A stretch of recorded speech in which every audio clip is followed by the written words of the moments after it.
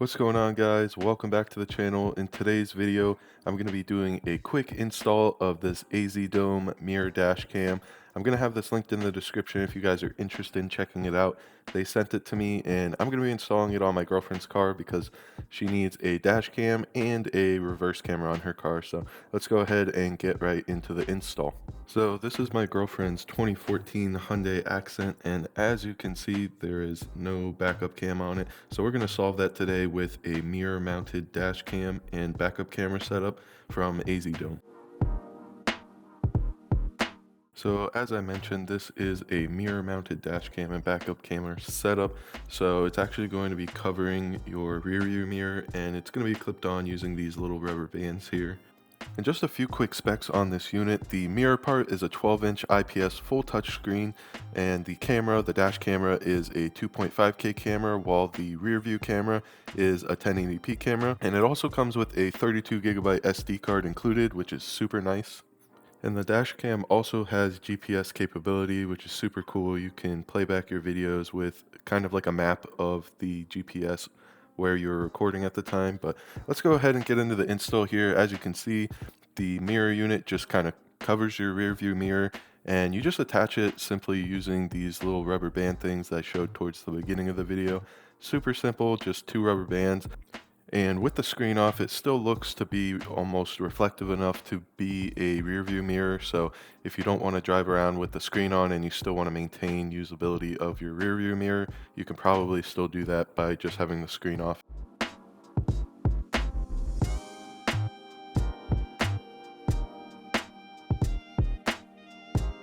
But anyway, here's a look at how I was running the wiring. So I basically just pulled the 4 door panels on each door and kind of fed the wire through them.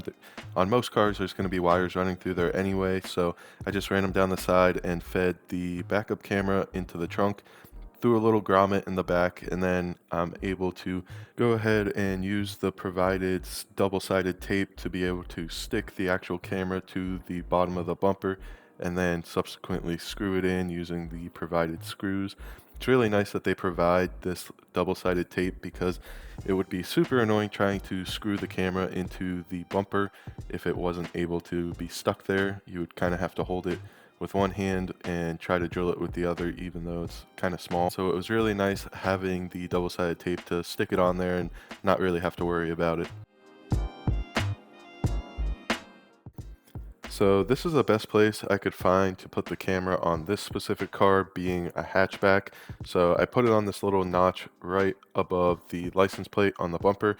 If you're installing this camera on a sedan, you could probably wire it through the trunk and just kind of put it on the trunk where a traditional backup camera would be on a newer vehicle. Otherwise, you might need to find a spot like this or kind of get creative with where you're putting this. But this worked out for me because this part of the bumper is obviously plastic, so it was easy to drill into and not really permanent, not too crazy if I wanted to take it off. I'm not drilling into metal or anything like that. So this was a pretty good spot for it, and the camera view was okay as well. So once I had the backup camera drilled into the bumper and pointed where I wanted to, I went ahead and undid the tail light so that I could tap the backup camera wire into the backup light, so that basically when I put the car in reverse and the backup light comes on, it'll go ahead and trigger the backup camera, which will automatically bring up the backup camera screen on the actual mirror unit itself, which is a super cool feature. I would highly recommend you do this, obviously, so you can have full functionality of the backup camera and you don't have to manually switch it into the backup camera when you're backing up. It'll just happen once you put it in reverse. So as you can see here, I'm doing the most satisfying part of the install, which is ripping off the protective cover, but I'm also installing another protective cover that was provided by AZDOME. I would recommend installing it. Why not? It might help prevent scratches or something. I'm sure there's a reason they provided it, and that's probably why. So it only takes a few seconds to install. Just kind of install it, and you can use a credit card or whatever to get the bubbles out if you really want to.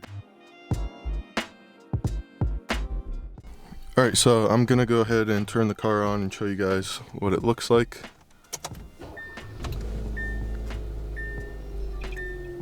So as you can see, this is the front camera. That's my garage right there, and then the back camera popped up as well. And if I'm in the front camera and I go ahead and put it in reverse, it automatically switches to the back camera because I tapped into the back tail light on the car. So every time that I put it in reverse, it's going to switch, and then I'm not sure if it goes back when I put it back in park. Oh yeah, okay, so it went back to the front camera. So I think there are different ways you can set this up to just have the backup camera most of the time or all of the time or whatever. You can also set it to be both, but I did find when it's set to have both, the kind of aspect ratio changes a bit, and it has the back camera pointing down a little bit too much, so it's not super helpful. I think when driving around it'd be more beneficial to just have it on one or the other. Most likely the rear camera, so you can kind of know what's going on behind you, since this is taking up the rear camera. So I'm gonna go ahead and go for a quick test drive and show you guys what it looks like.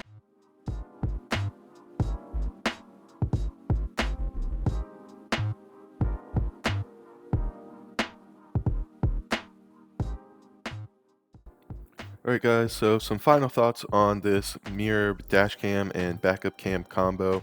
I think it's a great option for someone with a little bit older of a vehicle that is missing a backup camera, and if you don't have a dash cam on your car by now, you should definitely have one for protection, as it'll help you in the case of an accident, or maybe if you get a ticket or something, it'll help you prove your innocence.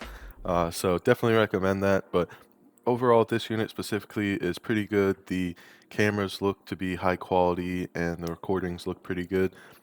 The only one little thing with it that isn't so great that I found was the split screen issue, where the video is a little bit off and the aspect ratio is a little bit off, but that might be something that you can go ahead and change in the settings. I just haven't found it yet, so that's something to be wary of if you want to buy this unit. But overall, I think it's a pretty good unit, so I would say go ahead and get it if you're looking for something like this. Anyway guys, thank you so much for watching. If you have any questions, feel free to drop a comment below. Make sure to hit that like and the subscribe button if you haven't already, and I'll catch you guys in the next video.